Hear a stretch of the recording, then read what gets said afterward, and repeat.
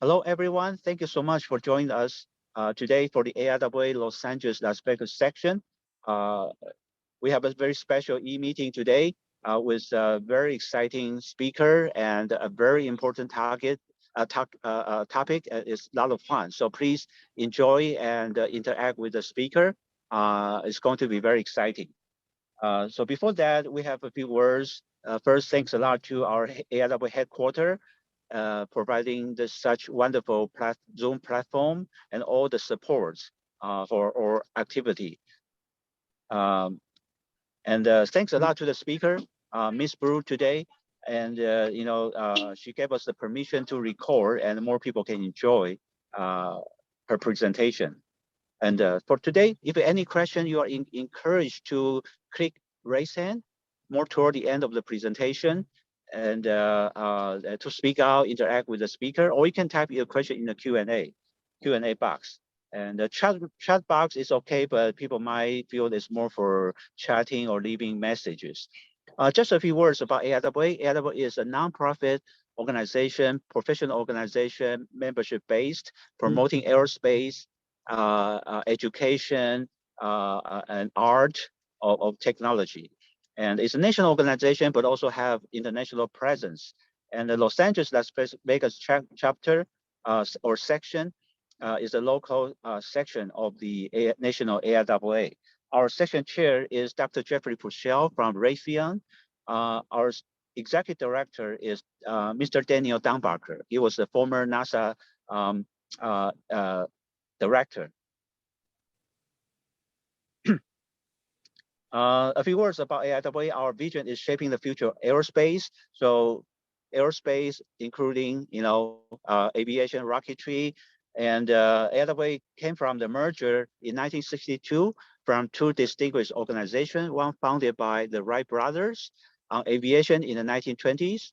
The other one was founded by Robert Goddard on rocketry, also formed in 1920s. So AIAA really is a very long history organization, very reputable, distinguished organization, and have a lot of wonderful people, including our speaker today.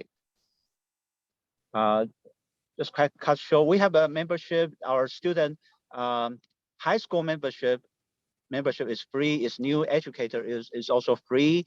And of course, we have professional. Young professional, you got 50% off for the membership.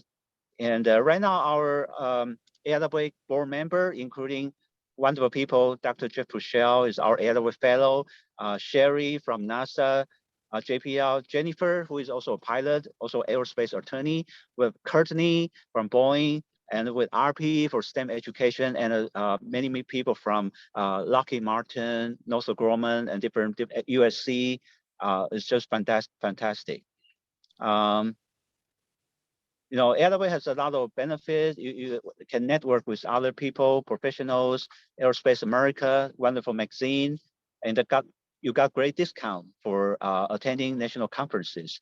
And AIAA also publish, and we have books, journals, and aviation conference, those kinds of things. And you can also advance your membership, become honorary fellow. Um, uh, or a fellow, associate fellow.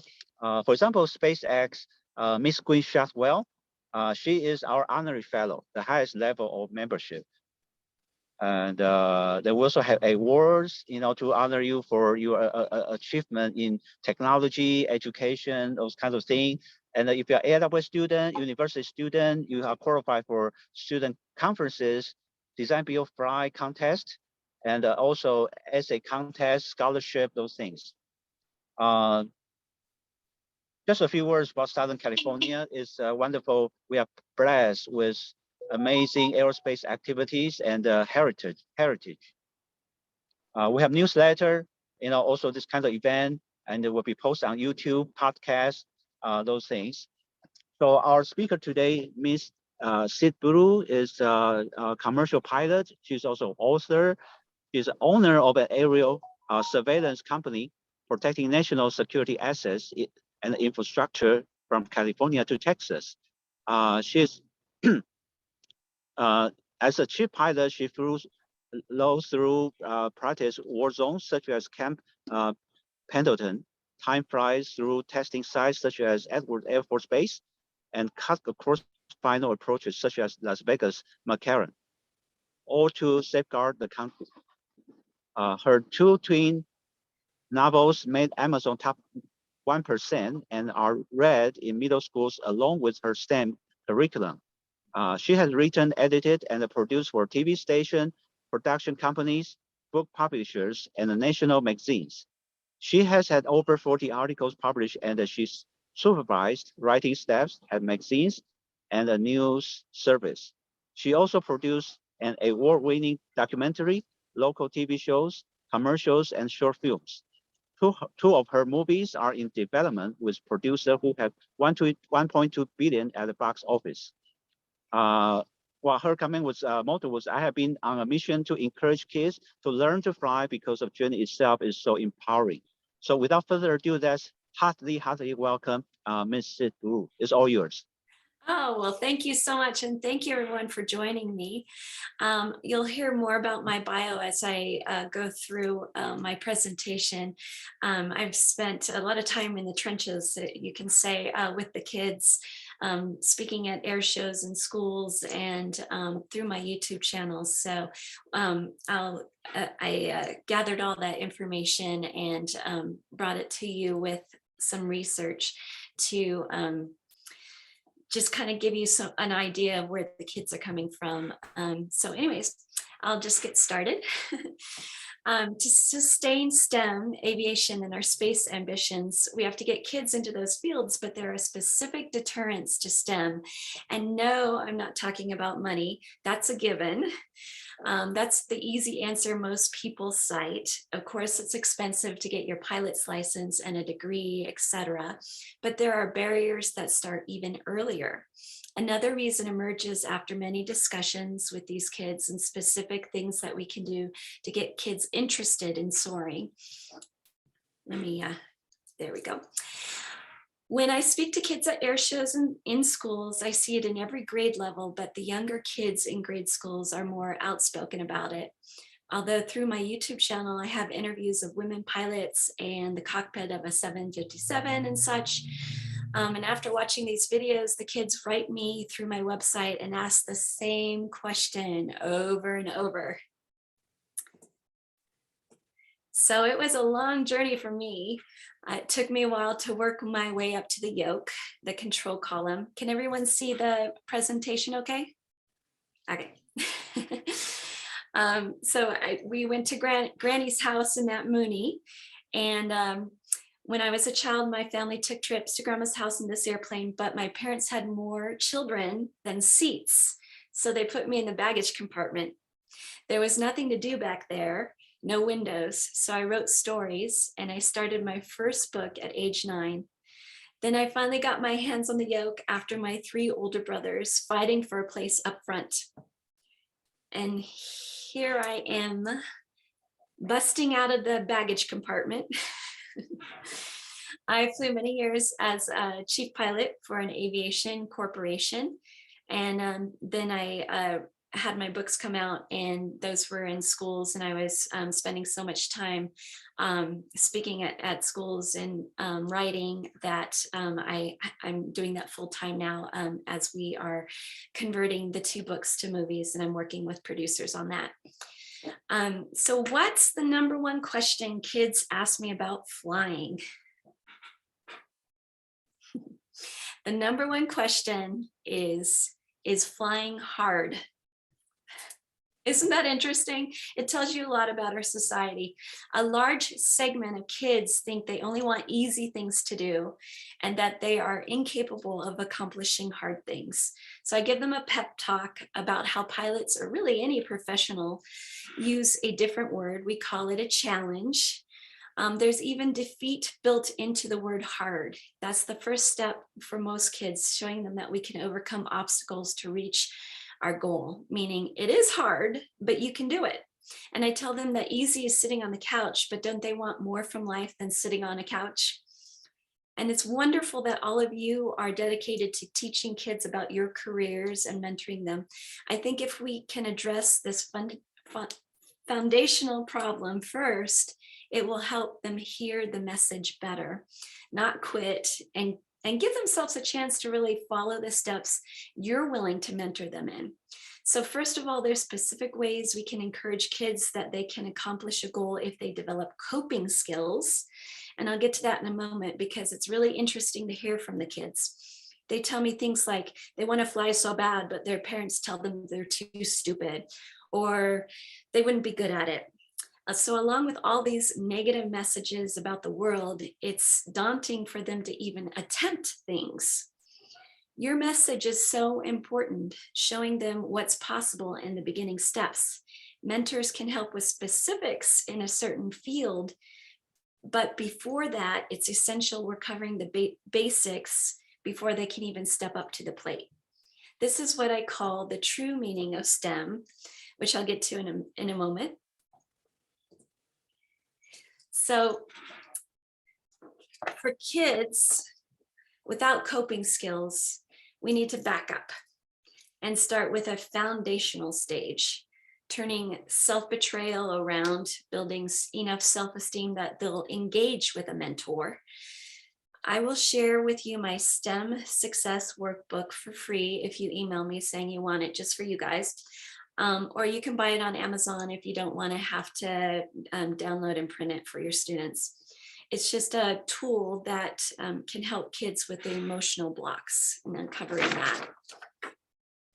When I was a kid, I also lacked the ability to pursue a challenging field. So I understand where the kids are coming from and the defeatist attitude that makes them seem lazy or unambitious. I relate to my story. When I got into a STEM field after college, my career really took off, pun intended. In this group, we know that STEM stands for science, technology, engineering, and math. But before I get to that, I think there's another meaning I'd like to share and give you a few examples of the mindset prevalent in schools today that I encounter in elementary, middle school, high school, and even college, and a possible solution. So first, here's some stats. The New York Times reported that tougher classes and lower grades cause many to simply give up and go to the humanities for higher grades. The Washington Post said it's possible that would-be engineers simply want to have an easier time in college, even if that means a harder time getting a job afterward. It might be why we see numbers like this. The US ranked 21 out of 23 countries in math and 17 out of 19 countries in problem solving. And this is according to the US News and World Report. And the USA Today said the findings from the US Department of Education add a new urgency.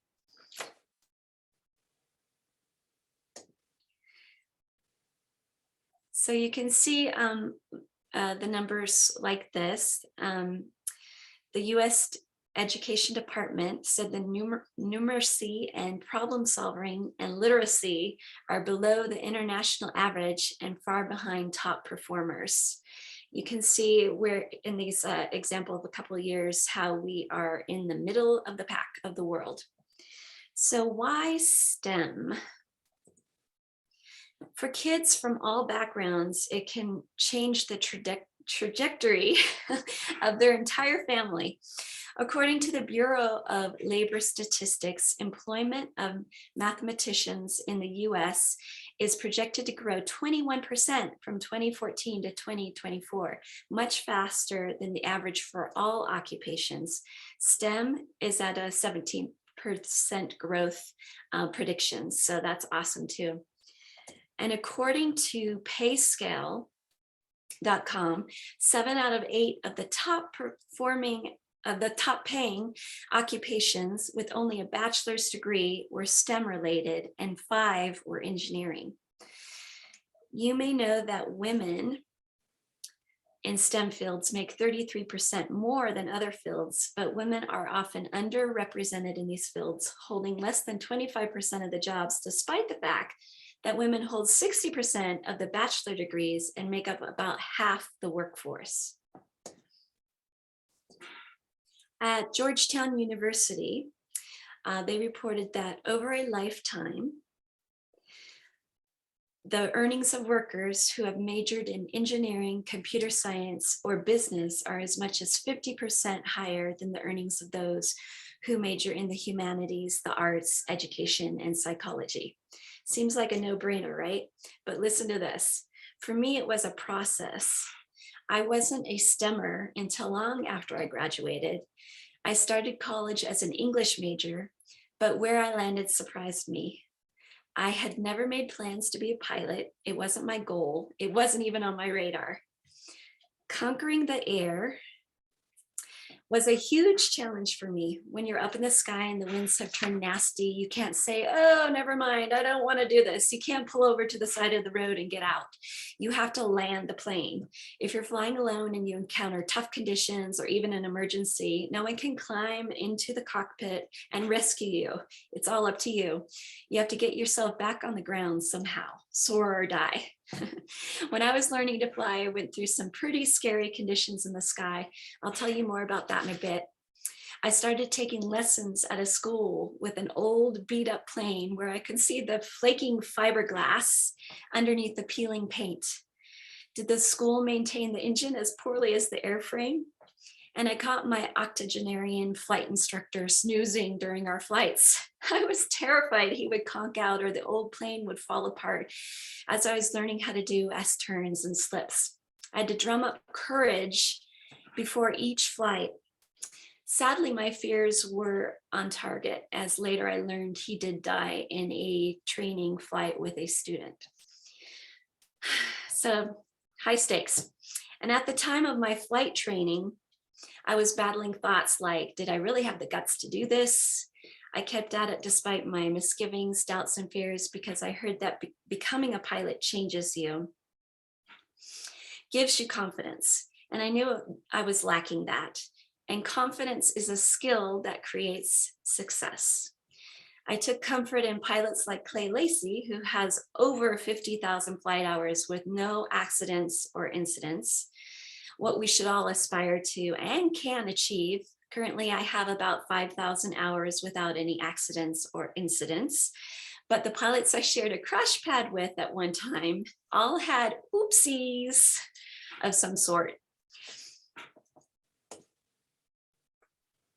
So I put some of these stories into my book, Flygirl, to give kids examples about sticking to something that's hard for them to conquer. In fact, 80% of student pilots never finish and obtain their pilot's license. And I've seen that it's for the same reason that keeps many students from going down a STEM path. And if we can understand where this lack of coping skill comes from, we can help them get over this hurdle so they can go for it, go for the stars in a STEM field. So let's dig in a little bit more on that. When I was in school, I didn't think I was capable of much. And to tell you the truth, I wasn't for a long time.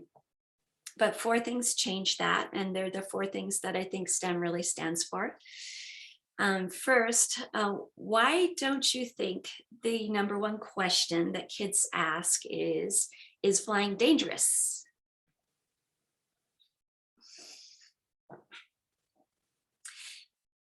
They like the life and death element, like Hunger Games.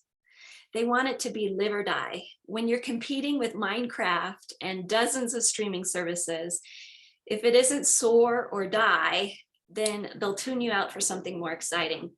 If you're a pilot, you may cringe at the mistakes Flygirl makes. She makes it even harder on herself than the normal obstacles of getting money and time for flight training and such. But the kids love seeing her overcome obstacles and all the messes she makes. The message is you can fly, you can go for a big dream, even if you make mistakes. So get back up and try again. Do you know what porpoising is? That's when a pilot comes in for a landing at the wrong angle and speed and hits too hard and bounces back up and down, back up and down, up and down. And if they keep going, they can break off the nose gear or bend the prop, which could render the engine unusable. The propeller is connected to the crankshaft. Even bending the prop could essentially break the engine. This is another student's attempt at landing during a porpoise, this picture. He broke the nose wheel off, so sad. But it helps kids understand the physics of flying require a good education. And for those who think they don't need no education, they'll end up like the barefoot bandit who crashed every single airplane. He self-taught himself to fly. Again, the message is flying is hard, but we can learn how to do it, and we can do it well and safely. So before I talk about the 3 myths that we need to help kids get over and the other meaning of STEM, let's dig in a little more about how to get kids to participate more in STEM careers. After all, STEMers are the creators of the world. When I gave a STEM keynote at the California State University, San Bernardino, a student came up to me afterwards and said she'd been trying to get her boyfriend to become a pilot, but after this speech, she was going to do it. Yay! Another told me she wants to fly desperately, but she's languishing in minimum wage part-time jobs, waiting for a rich man to come along and pay for her college and flight training. I asked her why she didn't get a student loan. It's an investment in herself, in her future. And she said she didn't want to go into debt and was looking for a sugar daddy. So instead of funding herself, she lives in poverty with no flight plan to get out. She's really indebting her future. She even had the opportunity to be an air traffic controller, which makes bank, let me tell you. She'd see flying from the other side and learn so much more that would help her as a pilot. It would be a great experience. She said that even though ATC makes great money, it isn't her dream. She could pay for her own dream. After a little while of controlling airplanes, she could afford an airplane of her own and putting herself through flight training. She could be her own investor. But some women still have the Rapunzel syndrome, like Bella waiting for Edward to rescue us. She narrowed her life and she sits at home as she waits for a fantasy prince to rescue her. She's pinpointed one dream and narrowed the way it can come to her. She could also start out in one career, ATC, and switch to flying later, but now she has neither. Targeting just one dream, as many often do, leaves out other skills and experiences that enhance the goal. I was like that too, and then life happened. I realized I could be so much more than just one thing. I thought I was going to be a writer. Then I ended up becoming a producer, director, editor, video editor, pilot, entrepreneur, and writer. I shifted directions in my careers many times, but they are all ending up to work together. For example, I write about flying. I used my experience in my books, and I've used my production skills to shoot live action trailers for my books. Focus is great until it becomes tunnel vision. Every skill or knowledge students attain is not wasted. It will help in whatever they do. Another deterrent is they feel unsure about what they want to do. I tell them, try anything and everything that they want to. It's estimated that people change careers 5 times in their lifetime. So you don't have to have just one career.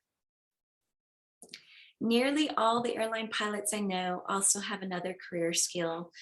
I know an airline pilot who's a nuclear physicist, one who's a nutritionist, a speaker, a mechanic, a flight instructor, a columnist, the list goes on. Kids tell me it's a relief to hear that they don't necessarily have to pinpoint that one career path and dedicate everything to it, like they'll be locked in forevermore. It takes some pressure off the decision to free them up to make a decision. I was an English major who didn't pay attention in math class because I was told girls aren't good at math.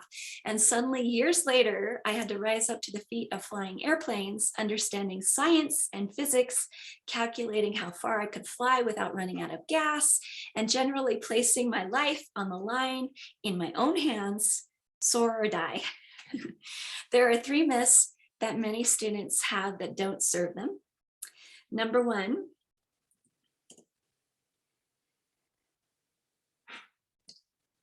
if you're doing what you love, it should be easy. Going back to the number 1 question, is flying hard?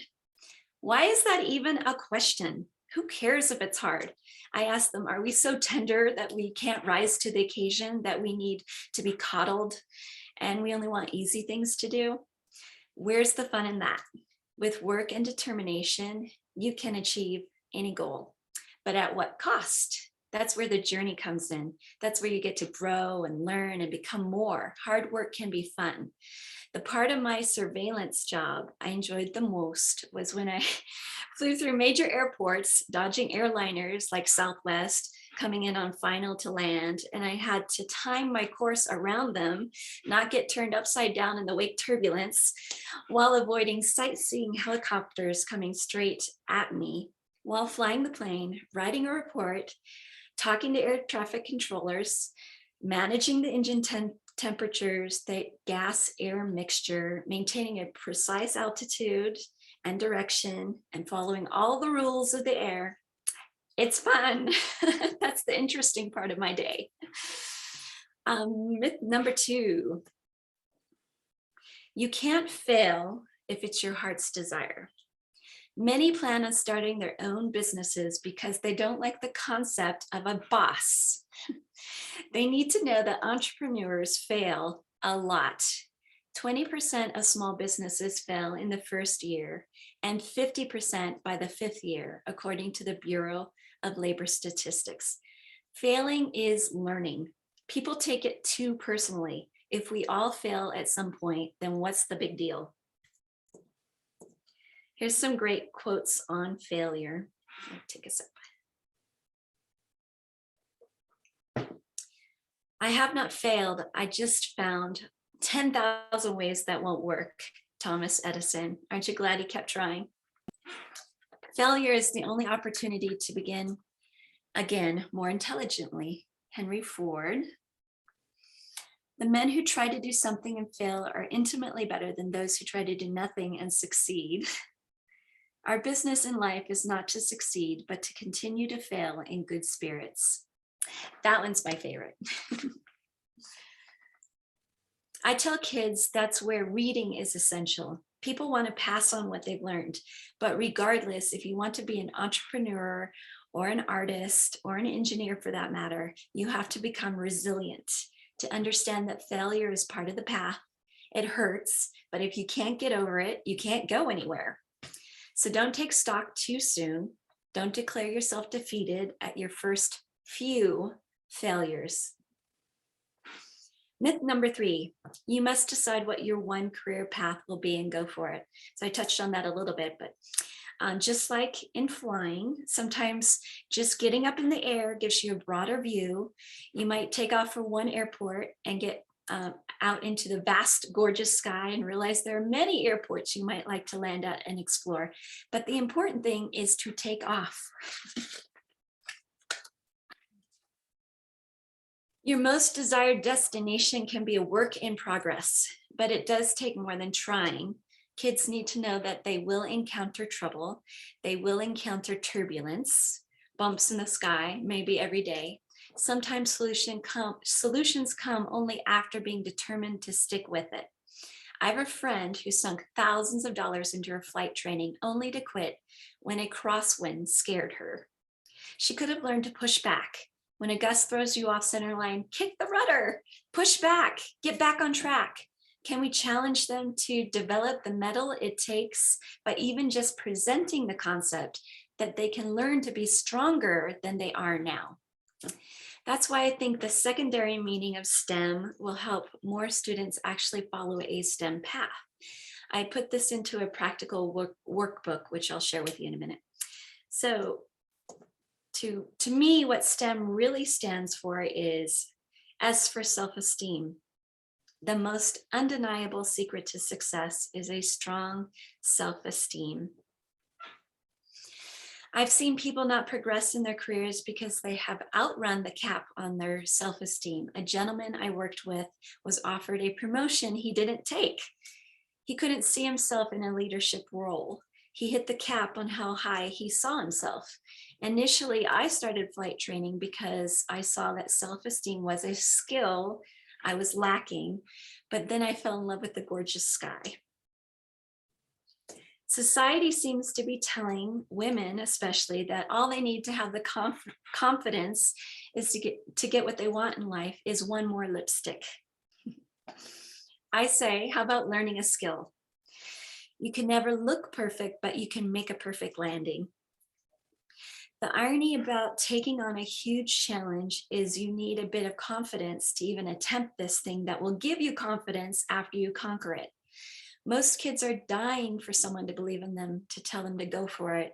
So don't underestimate how important this one element is to get kids to even start on a career path. Along with a solid self-esteem comes T for tenacity. And this lady has a lot of it. She's awesome. Tenacity is like a dog that won't let go of a chew toy. Persistence, no matter what. Flying solo one day as a student pilot, the winds were really mean, those old devil winds, the Santa Anas. And I had to fly by myself through a gusty mountain pass, the Banning Pass.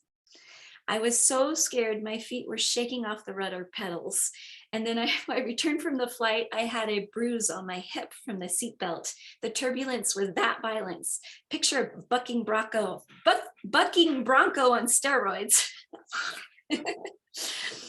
I was tossed up and down like a ping pong ball in the sky, exceeding the critical angle of attack. The plane was stalling every few seconds, which I responded to by correcting the angle gently over and over. These became more adventures I used in my book, Flygirl, real stories from myself and other pilots, and it's actually inspired from a true story. Aviation can be a flashy way to pique interest in STEM. Here's 3 organizations that introduce kids to aviation. You might know about the Young Eagles, part of AIAA. They give free rides to kids at various municipal airports. By the way, did you know that we have about 500 commercial airports in this country, but over 5,000 general aviation municipal airports. So there's lots of opportunities for kids to get that free ride at Young Eagles that participate at the municipal airports. Kitty Hawk Air Academy, and then the Aviation Youth Mentoring Program. So you can check out those programs that help kids get their first ride or introduce them to concepts in the language of flying. So there were times when I wanted to quit learning to fly. I wanted to stay on the nice, safe ground. I wanted to go into my riding cave and not come out till spring. But I wanted to build my confidence more. So I put on my Top Gun movie and I sang along to the Danger Zone. And I got myself into that little flying contraption, a feat of engineering. And I learned something. I stretched myself. And then I ended up flying 10 times more than the average pilot. I had no idea I would be owning a corporation or figuring out high density performance of airplanes. I thought I would write. Turns out I have written, and I've even written about physics. Me, the most unlikely of STEM girls, the girl who couldn't add. And remember I said I was an English major in college, but I am a student of science in life. One of my books, Circle, is all about science in our world. Do you think it's weird or cool or awful that genetic engineers are blending spinach genes with pigs to try to make ham healthier to eat? These scientists are changing our world forever because genes are not static. They mutate and change, and once they get into the environment, reproduce. We have all sorts of GMOs now. My book Circle is used as a discussion starter in middle schools for concepts relating to genetic engineering and astronautics, astronomy. Real quickly, it's about an extraterrestrial girl, Mandy, who crash lands near Edwards Air Force Base. And it's up to a family she meets to help her rescue her pilot and get home with the one thing, the one gene her civilization needs to survive. She comes from a planet where everything is genetically engineered as a renewable source. Her jet's fabric is sealskin, for example, that's grown in a lab. So don't worry, no animals were harmed in the making. As Mandy and her new friends outrun drones and attack helicopters, they discover a secret about her own genetic makeup and why she can't stay on Earth. She must get home before the launch window closes, but once they find out what Mandy needs from Earth, they don't know if they can still help her get home. Dun, dun, dun, dun. The STEM curriculum with this crosses over because America has been tasked with including science even in English class, building literacy while piquing interest in science.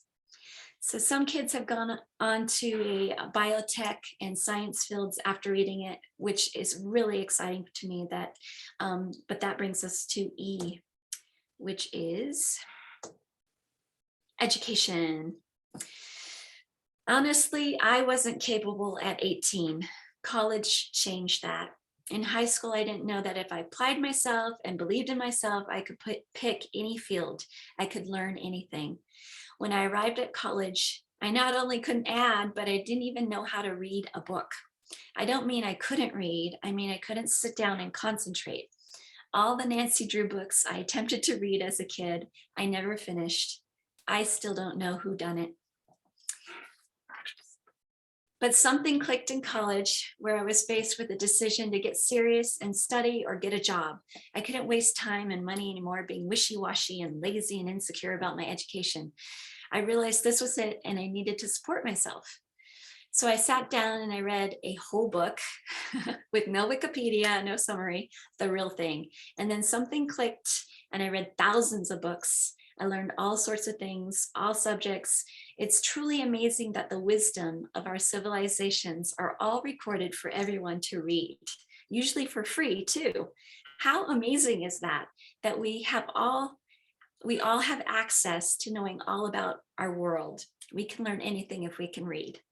I stayed in school because I heard that college graduates earn $1 million more than non-graduates over their lifetime, just about double according to the Education Resources Information Center. Well, that's a no-brainer. You make more money if you spend a few years learning something. Why not?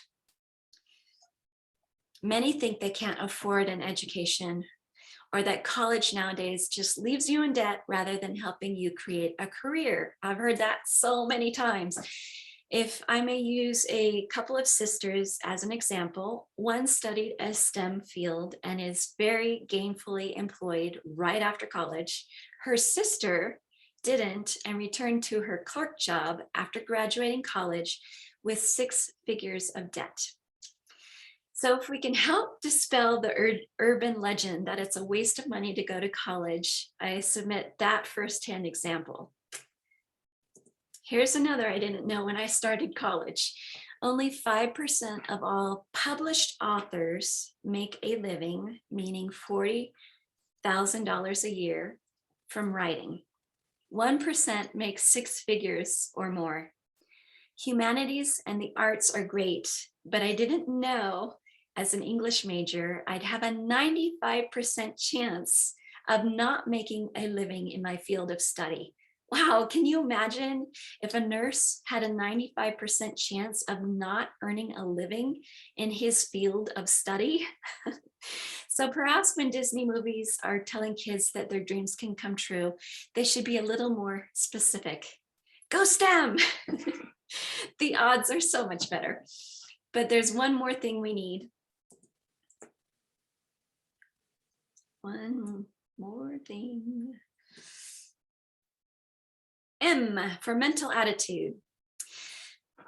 The kids love to proclaim negative, concrete conclusions to me, like, I'm just not good at math. I tell them to listen to their thoughts. Are they positive or negative? Thoughts can keep you down. I know a pilot who has a hard time getting a job, and it's no wonder. I saw her before her last interview. She went on and I told her, good luck. She then told me about all the interviews she had screwed up and that she would probably screw this one up too. Guess what? Do you think she got the job? Of course not.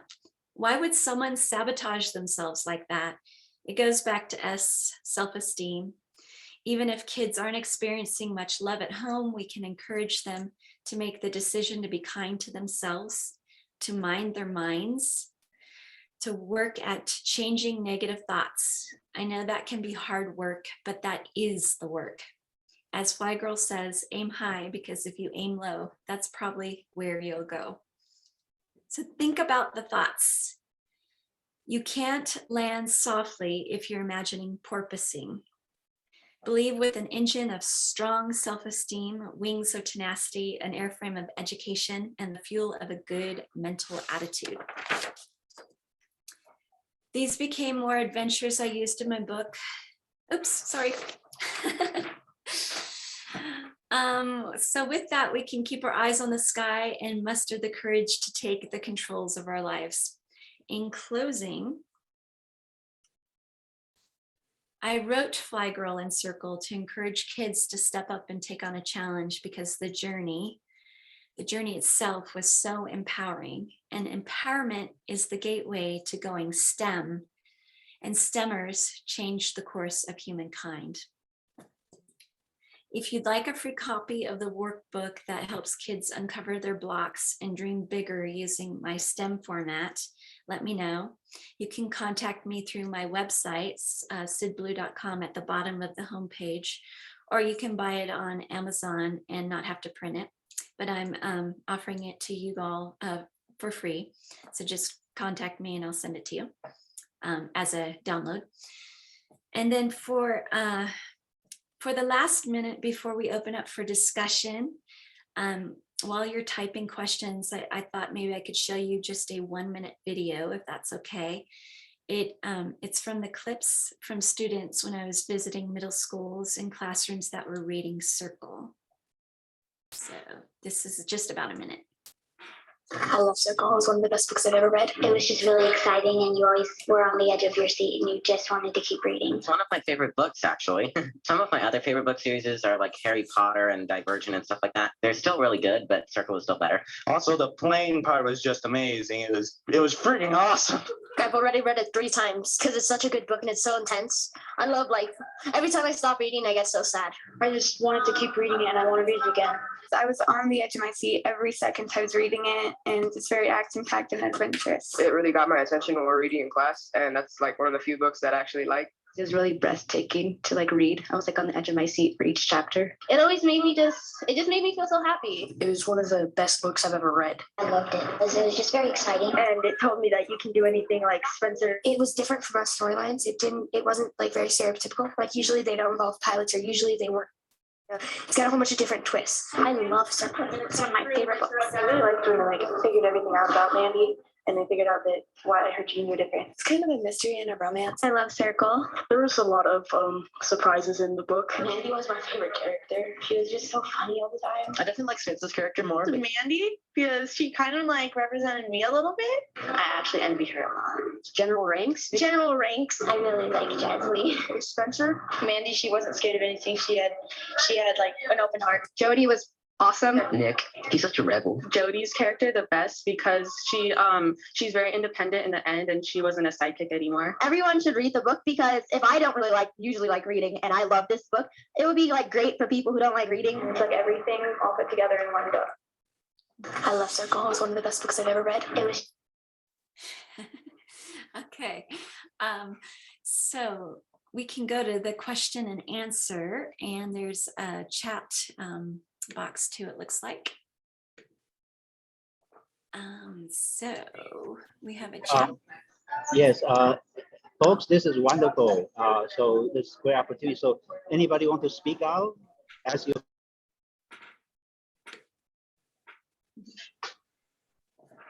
You can type something in the chat and we'll enable you to speak out. Or click raise hand. Oh, I do have a quick question while we're waiting. So what is the role of simulator?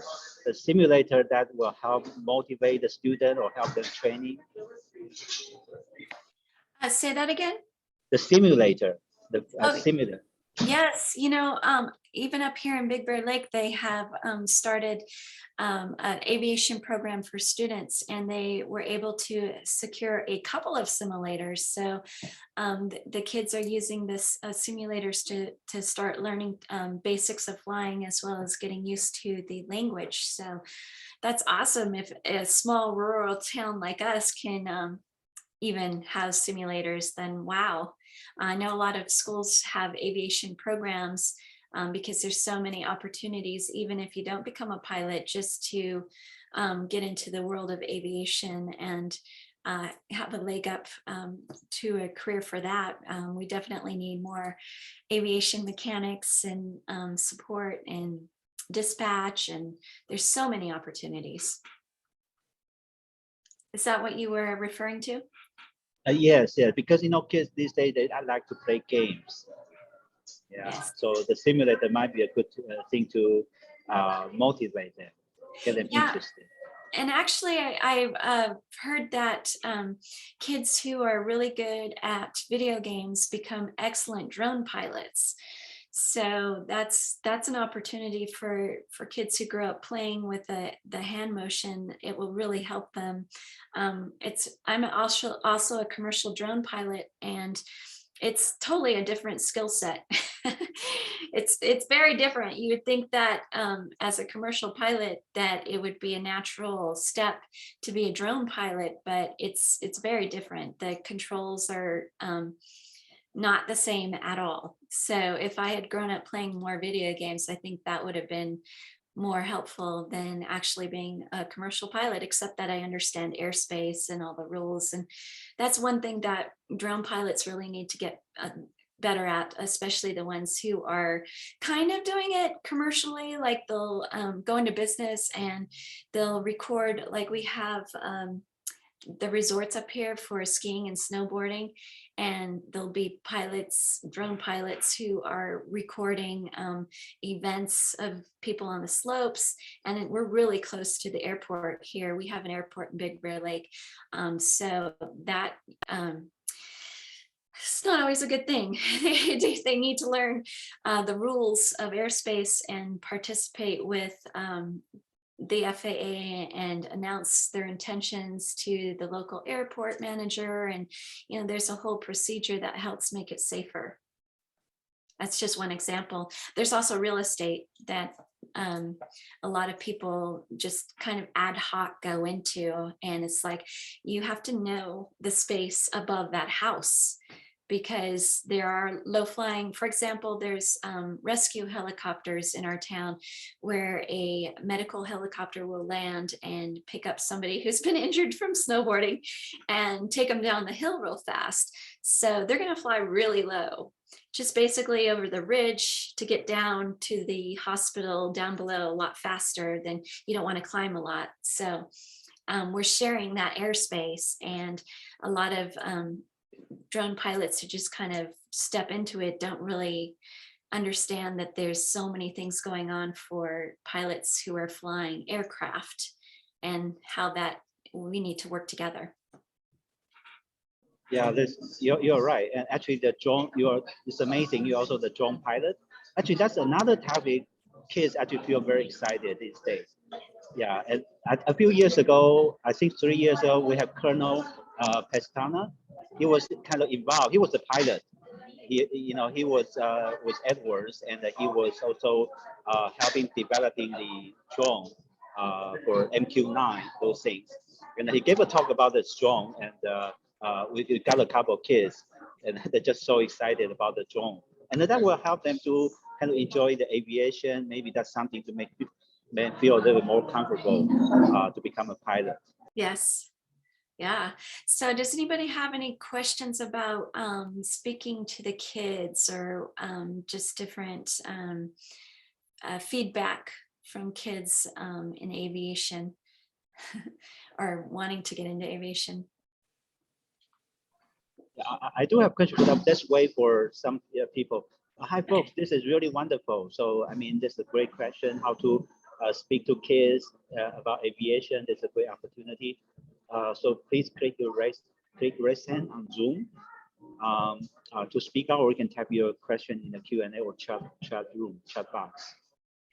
And also you can check out some of the videos on my YouTube channel. It's youtube.com/Syd Blue, where I interview different pilots, explore the cockpit of a 757. I have living legends of aviation interviews.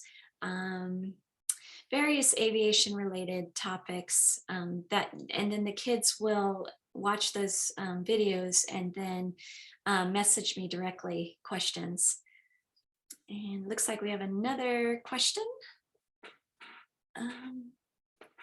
Have you thought about releasing Flygirl on Kindle? Yes, actually I did do that and it was ripped off. So that's why I took it down, because bootleg is, I guess that's a form of compliment, but yeah, it was bootlegged. So I took it off Kindle. And it's also at Barnes and Noble and all the places that books are sold. So I have the 2 books, Flygirl and Circle, most easily and probably the cheapest at Amazon. And there's STEM curriculum, and then also the STEM success workbook, if you want to work with kids on uncovering what negative thoughts they have about themselves, and literally how to reverse those and turn it around so that they can start challenging themselves to think more positively about their future.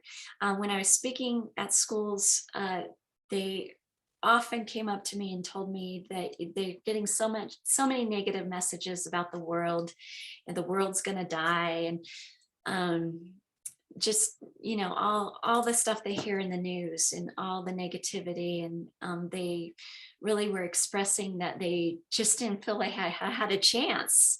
And so I know that a lot of the kids that you guys work with and mentor are on a career path, or they have some support at home, or maybe they're better students.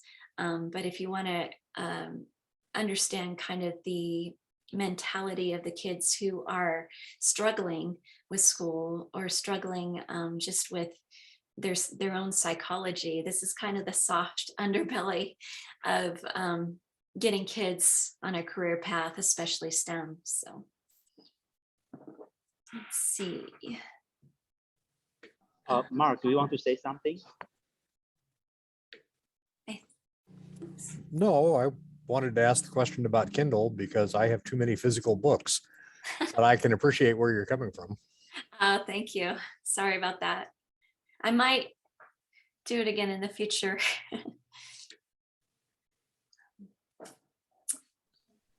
Just a quick question. How many hours? You know, some maybe kids feel this take too long, maybe 1 year, 2 years to become a pilot, so they got frustrated. It's kind of if it make them feel it's not too long, doesn't take too much time, then maybe they'll feel more easier. How much hours do they need? It varies so widely. I know someone who got everything done in less than a year, from not being a pilot to achieving commercial pilot and having enough hours, just really dedicated, flying all the time, just having your eyes on that prize, completely focused. So for me, it was a process. I had my first lesson on my 14th birthday, and that introduced me to flying, but I was nowhere near mentally ready for it.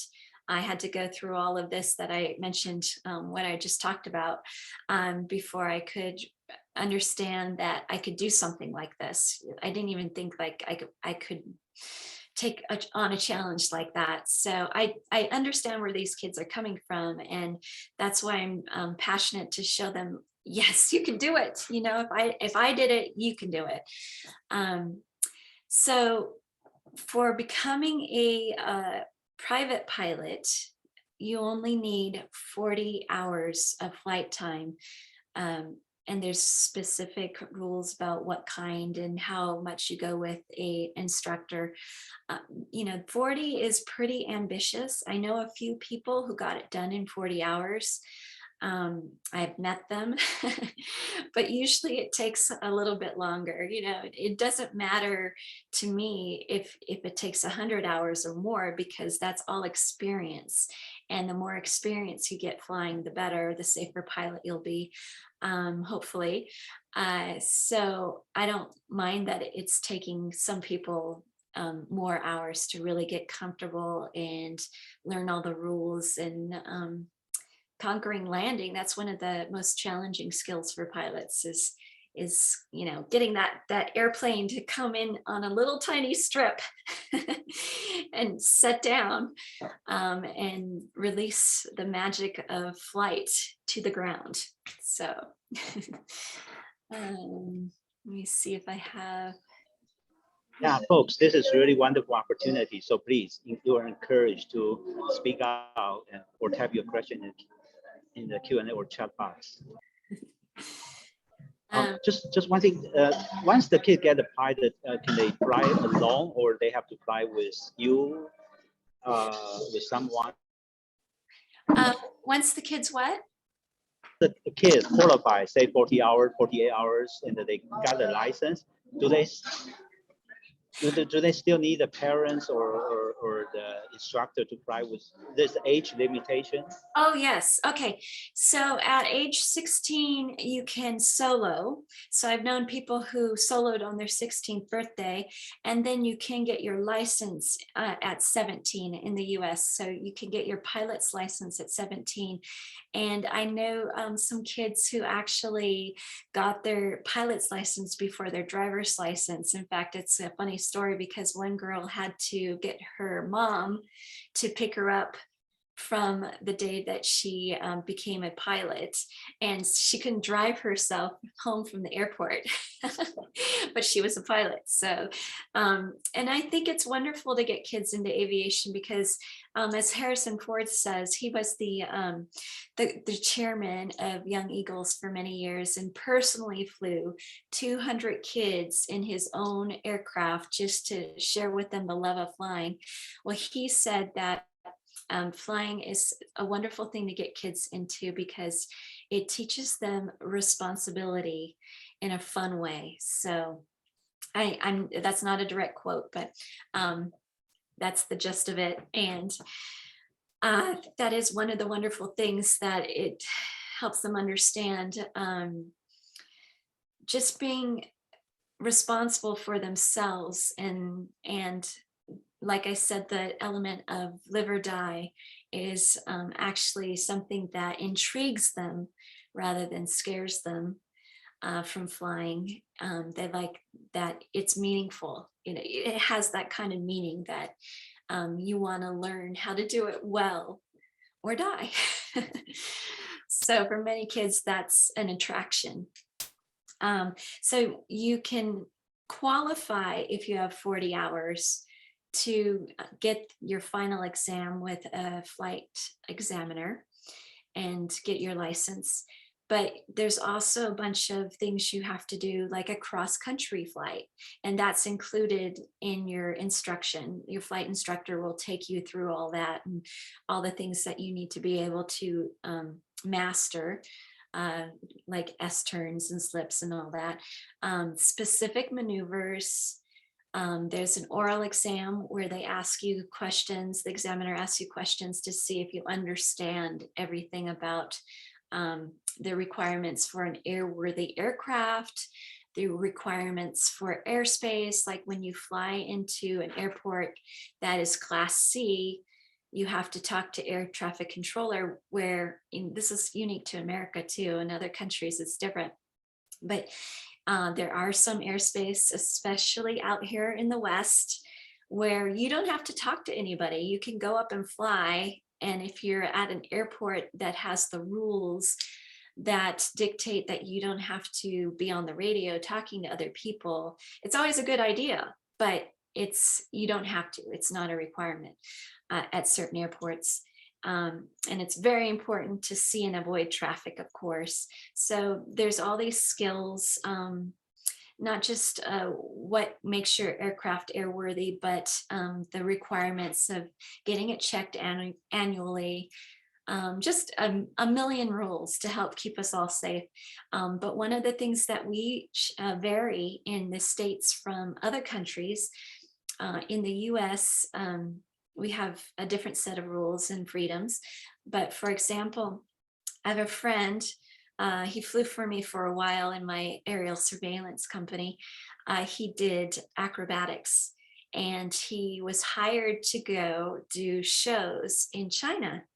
But he was not allowed to fly his plane around, the plane he was using for the demonstrations for the acrobatics. He wasn't allowed to fly them from airport to airport in China to do all these air shows. He had to dismantle his aircraft and drive it from airport to airport because their airspace isn't free. It's not free like ours. So we have a lot of wonderful freedoms in our country to be grateful for, that we can just go up and fly. Once we're a pilot, once we're a licensed pilot, I should say, and we stay current and comply with the rules that are just meant to keep us safe. But here's another example. In New Zealand, they have a different certificate for mountain flying. And up here in Big Bear Lake, we're at about 7,000 feet. It's different.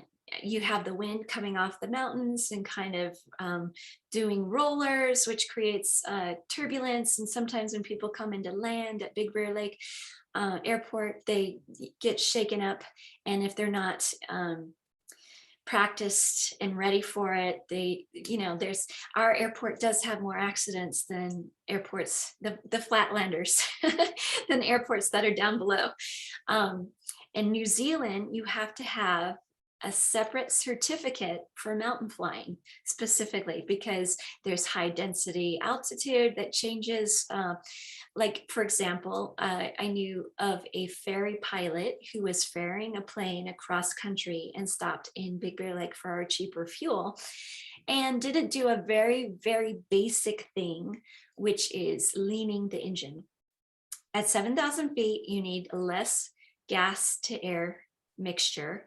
And so there's a little dial that you change to change the mixture of gas to air. And he didn't do that. And he crashed into the lake and died.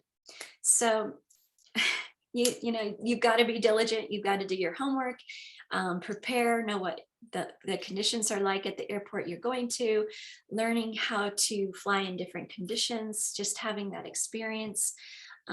Maybe, continuing with a flight instructor beyond getting your license, especially if you're rusty and you don't fly much. It's a good idea to go with someone who can help you get back into it. I read a study once about surgeons who you should always schedule your surgery 2 days into the week, because the first day they lose a little bit of their skill.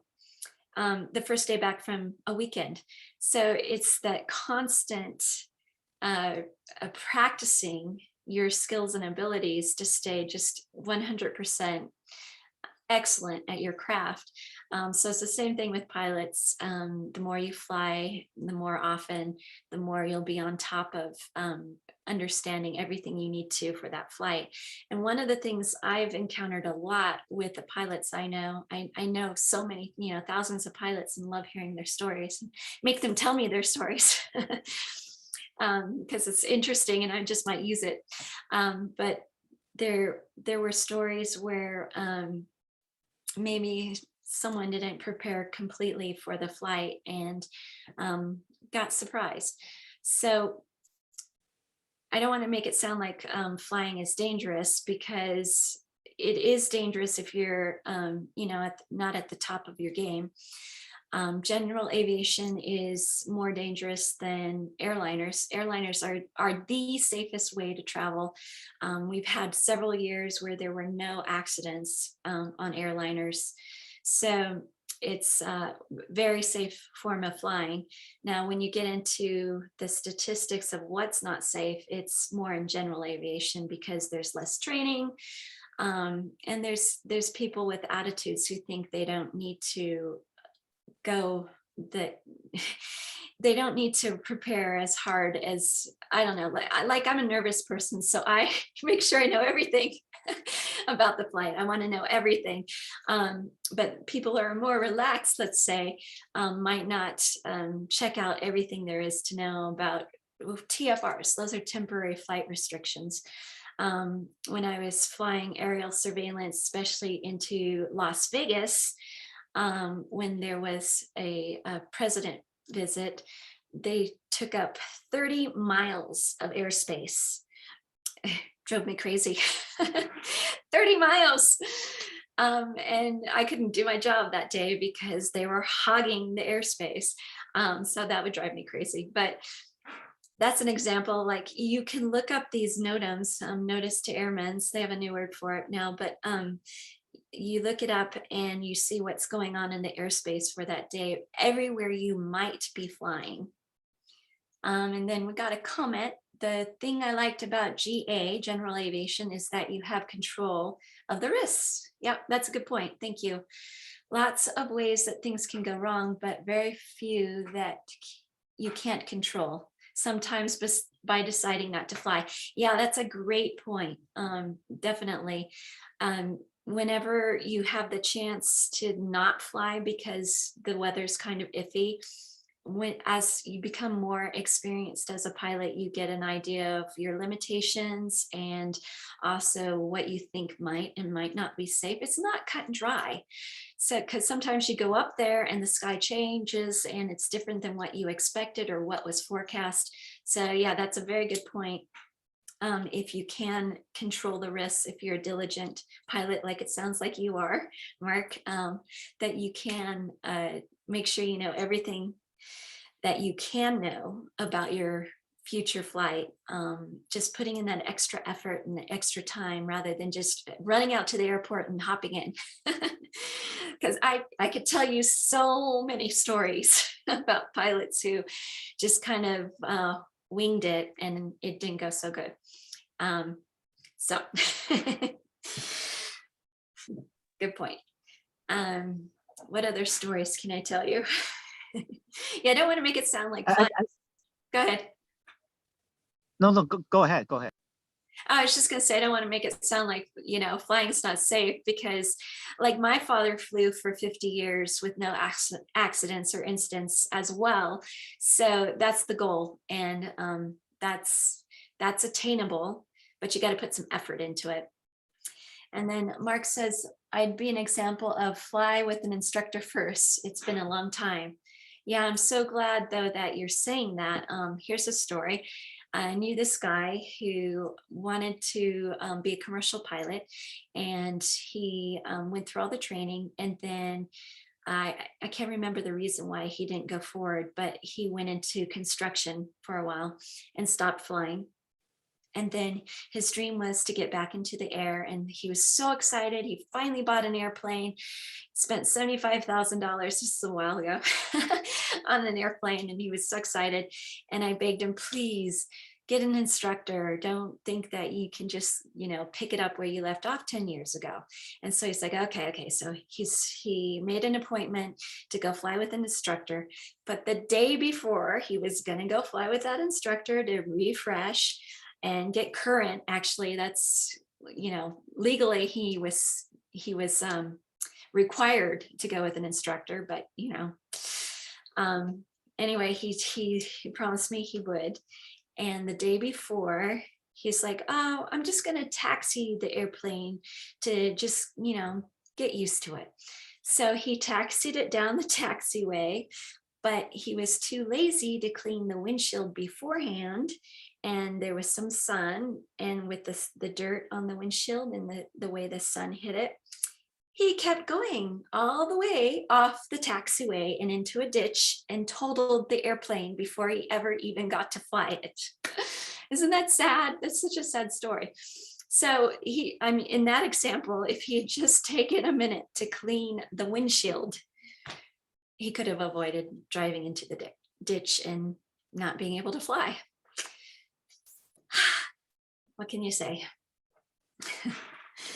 Yeah, I got a lot of those stories. So, you know, when you tell a story about people who are doing everything correctly and following all the rules, it's not as interesting as the story. I'm sorry about that. So here we go, flying from point A to point B and nothing went wrong. That's great, but for a storyteller, I got to tell you about the other stuff.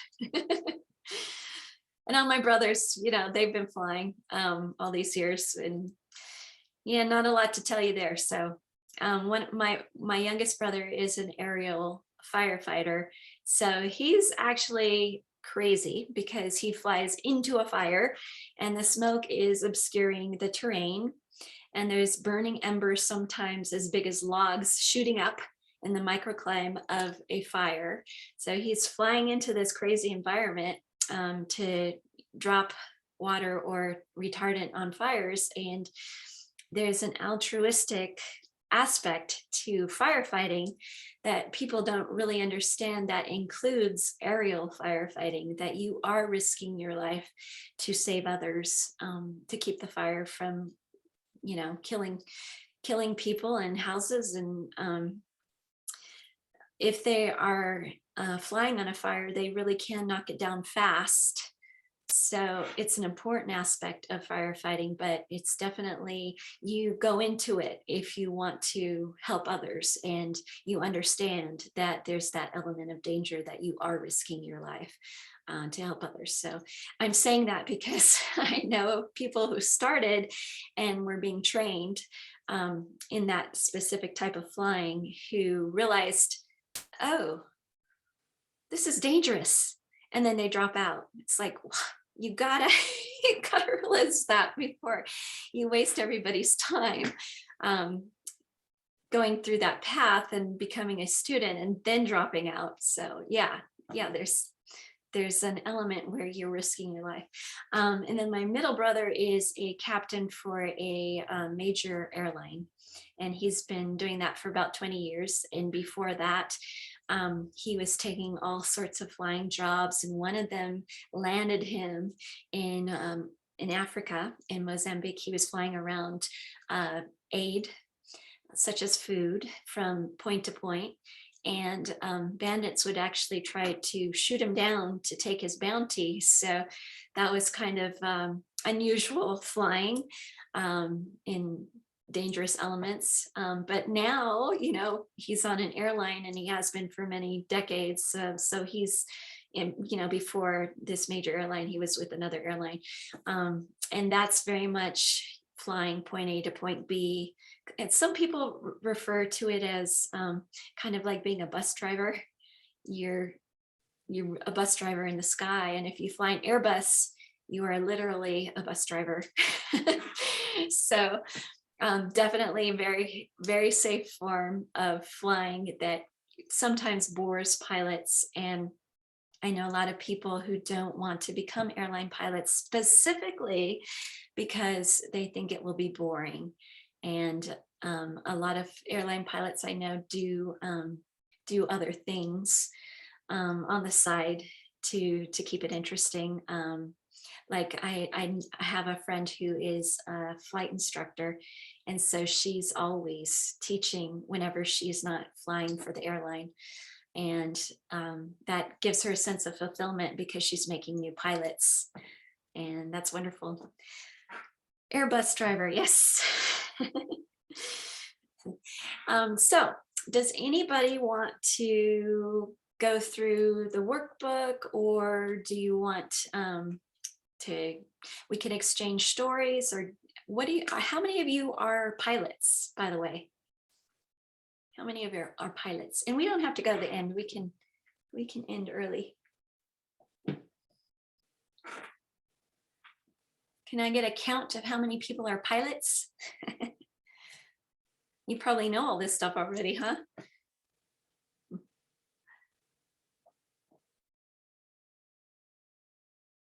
Yeah, Mark raised hand.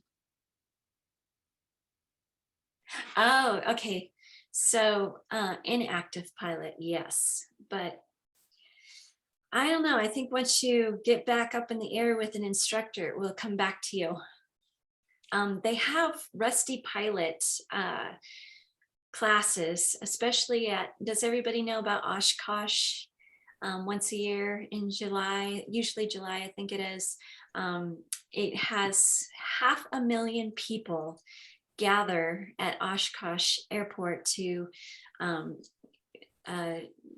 they fly into, park their airplanes near the airline, the flight line, and camp under the wings of their airplanes. So that's a lot of fun, except when that one year they had a flood. That wasn't fun.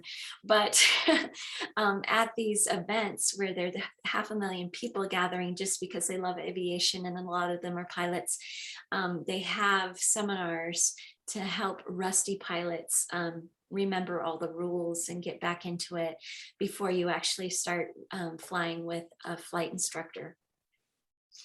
So there's a lot of, I think there's even some things at Sporties, and there's online classes you can do to just keep refreshing. Because again, there are literally thousands of rules in aviation. AIAA has members going there every year. Yay! Well, do we have a booth? Do we have an AIAA booth? Or I think we asked a lady in our headquarters. She seemed to say yes previously, but it seems that in recent years is no. But they are trying to get back to have a big AIAA booth over there. Oh, that would be fun. That'd be Used awesome. used to be, yes. Cool. And meet up with everyone. So with AIAA, I know you're very focused on space and astronautics. How much is focused on aeronautics and staying in our troposphere? Actually, it's a lot. Actually, AIAA means American Institute of Aeronautics and Astronautics. Yes. So both are, as I mentioned in the beginning, AIAA came from the merger in 1962 from two distinguished organizations, one founded by the Wright brothers on aviation, the other one founded by Robert Goddard on rocketry.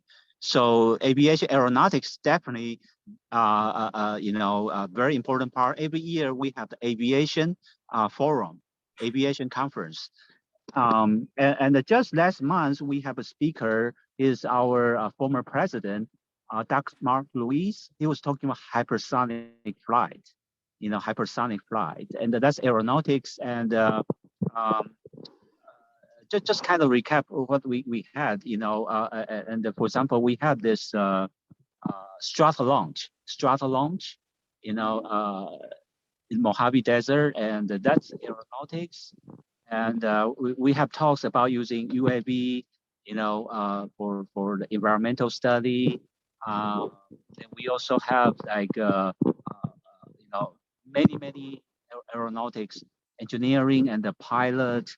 So I have, of course, the aerospace aviation safety has been very important. So we have speaker talking about like Air France, 447, and carrier landing, it's a Super Hornet landing, those kind of things, and airworthiness, that's also a very important part. Right. So aeronautics is definitely the heart, of AIAA. And it's we have many professors, or engineers, pilots. They work in this field very actively. Yeah. Nice, excellent. Yeah, one thing is, because, your story, about your brother, and those exciting things, it's just amazing. AIAA, nationally or like a local chapter. For example, right before pandemic, I supported AIAA national booth in AMS, NASA AMS for a Go Fly. It's an aviation event, and we got many visitors. But I've been curious. For example, in 2 weeks, we are going to have local elementary school have a booth. It's just we want to relay the passion, wonderful story, excitement to the students, so they can, go to you and be excited, be trained as pilot. But how do we do that? Do you have any recommendation how AIAA can, as a national or local chapter, when we go to schools, how do we kind of relay and pass on this wonderful story and the passion to them, and excite them? And I think you're right. Actually, some people think do a lot of space stuff. Yeah, of course, space, kids got excited about space station, those kind of things. But we also want to relay them to the excitement of flying, aviation. How do we do that? You are the expert, how do we do that? Well, I know that people who read Flygirl are excited about learning to fly. So I think what I did in Flygirl was I showed her love of the sky and just how it's another world up there. It's gorgeous. You not only have a bird's eye view of the world, but you have two worlds really. You have the world of the sky and how that's ever changing and clouds and all the features.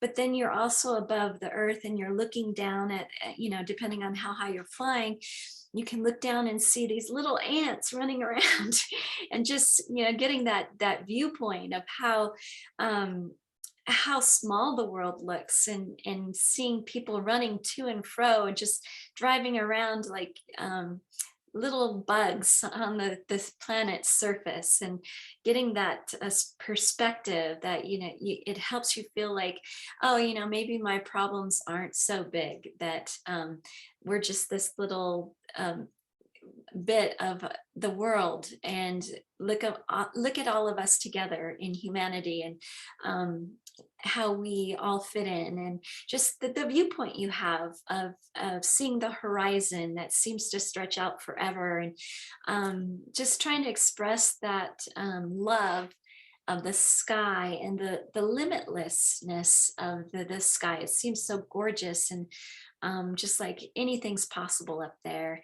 And then having pilots talk and relate about what's fun about flying. It's not just your skills, and that you become a master of the wind, and like kicking back the rudder, or just how you can master the skills that allow you to fly is just so amazing and wonderful.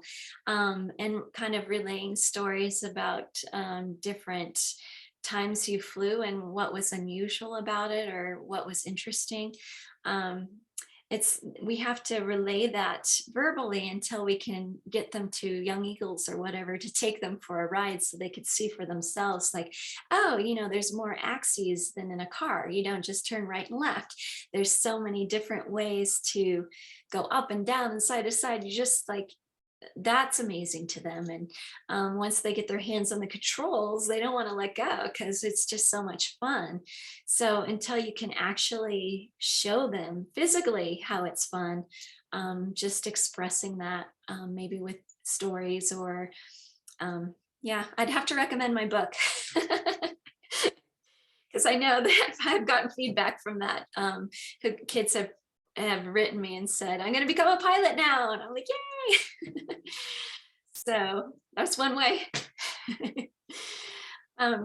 So we're almost out of time. Is there anything else before we close the session? There is a flight simulator in Anaheim where you can pay. I know that place. Yeah, we are trying to, before pandemic, I went there a couple times, try to set it up, but then the pandemic hits, it become complicated.